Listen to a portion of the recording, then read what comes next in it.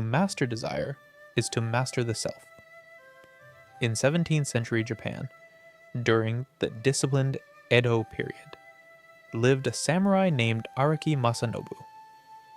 He was neither a famous general nor a rich noble, but his discipline was legendary.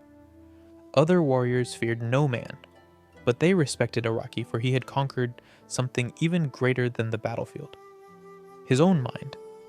While others were distracted by indulgence, wine, women, fame, Araki trained.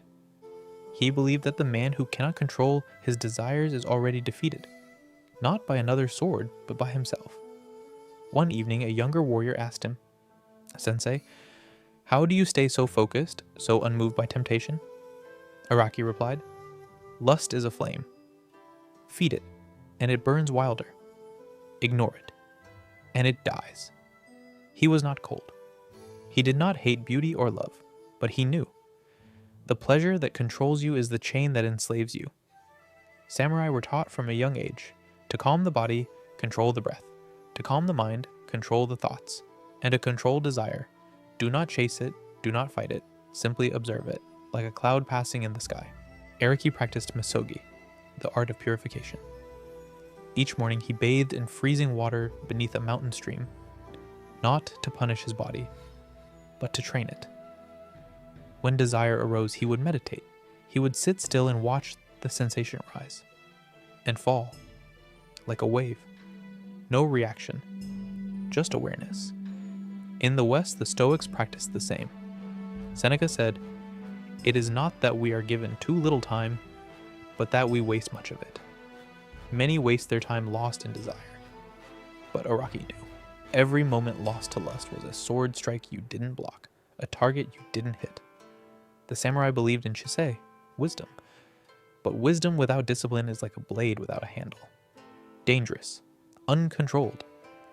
To desexualize your brain is not to become numb. It is to sharpen your edge, to preserve your energy for greater purpose, to stop giving your spirit to flashing images, empty fantasies, and temporary highs, and instead, channel it into strength, clarity, and peace. The modern world floods the mind with distraction. You open a screen, and desire enters like a thief. Images, voices, temptation, always available, always ready to consume you. But the samurai did not have such noise. They had silence. And in silence they built steel minds. Araki once wrote, "Every time you resist the call of pleasure, you take back power from the world." His eyes were calm, his posture still. He carried himself like a mountain, not because he rejected life, but because he chose what to feed. He read, he trained, he practiced tea ceremony, he walked under moonlight.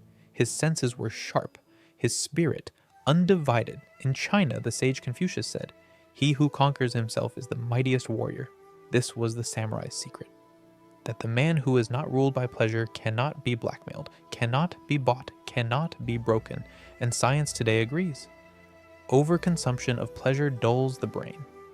The more you seek, the less you feel. Dopamine becomes your master, and you, its tired servant.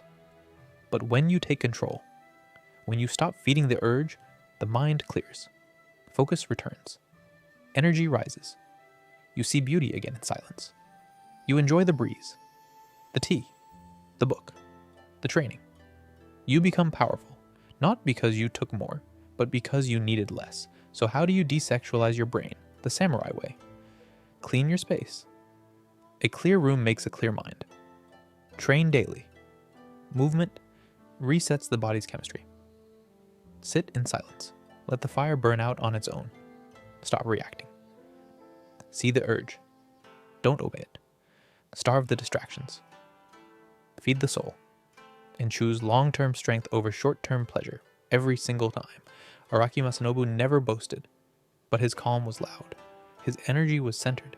His eyes focused. He had no need for indulgence because his spirit was already full. You don't need to hate pleasure. You just need to be stronger than it. The warrior who owns his mind owns his world.